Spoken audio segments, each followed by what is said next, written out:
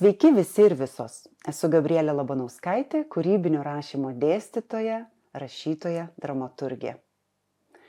Jau daugiau nei 10 metų tyrinėju naratyvus ir kaip kuriami pasakojimai. Taip pat šiomis žiniomis dalinuosi su visais norinčiais. Jeigu jauti, kad jau pats laikas pradėti mokytis rašyti, kviečiu kartu leistis į šią gražią ir įdomią kelionę. Kūrybinis rašymas – tai į procesą orientuotas bet koks autorinis rašymas. Taigi, jam nesvarbu žanras, apimtis.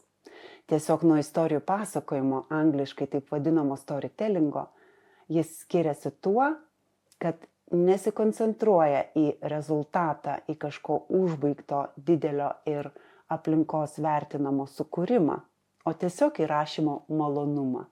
Rašyti, mėgautis tuo, ką rašai, lavinti valią, ištvermę ir rutiną.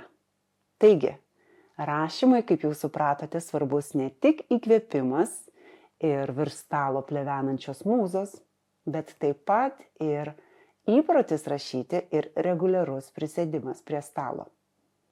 Aišku, jeigu stovite, galbūt rašote remdamiesi į sieną, bet kuriuo atveju laikas kūrybai yra labai svarbus. Todėl kūrybinio rašymo pagrindų kursas ir yra pati pradžia mokanti ne tik rašyti, patirti rašymo malonumą, bet ir sykiu ugdyti kasdienį įprotį tai daryti.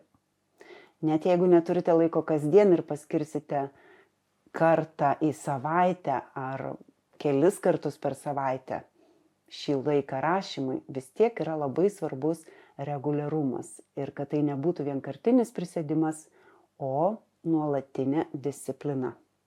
Kai Stepheno Kingo paklausė vienas iš jo studentų, aš labai noriu rašyti, kągi man daryti?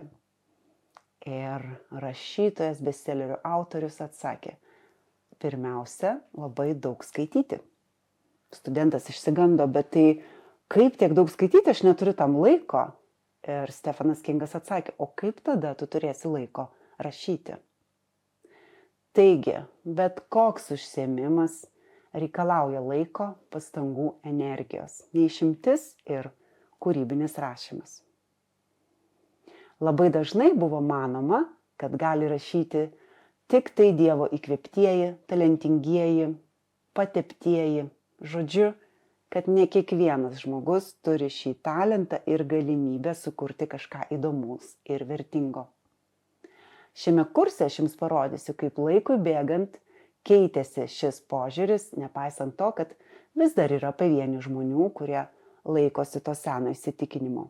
Kitaip tariant, nenustok tikėti savimi, savo galimybėmis ir tuo, ką mes galime pasiekti, įdedami nuolatinio darbo ir pastangų.